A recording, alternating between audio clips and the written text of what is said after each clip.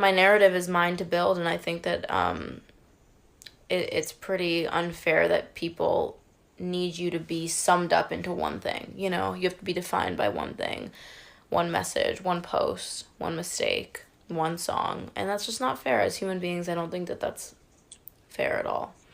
And I try to tell all of my fans that is that, you know, this is your life and this is your story, and you have every right to build it the way that you want. And as young people, I think that it's important we just try to stop judging one another so quickly.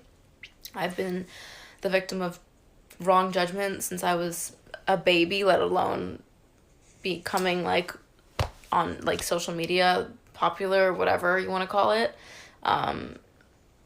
People just have more depth to them than that. And I think that we should start paying attention to the person behind the post, not just sum people up to one thing, because I have a lot more to offer than what people see me as. Someone said, how do you feel about everybody only commenting about your looks? That's a tough question. I think that it's obviously a compliment when people say that you're beautiful or that they think you're pretty. That's so sweet, and I appreciate it so much. And I actually tweeted earlier today something that I deleted because I felt, again, like it's hard to convey a message via one tweet, a message that I feel very strongly about. It's difficult for me to tweet one thing with 180 characters to get my point across. And my point is that I think there's a lot of misogynistic and objectifying undertones in our society. And I think me as a woman who's been an independent artist, who has been dropped from a record label, who's came back 10 times harder, who's has fought for what I have now, and am continuing to fight.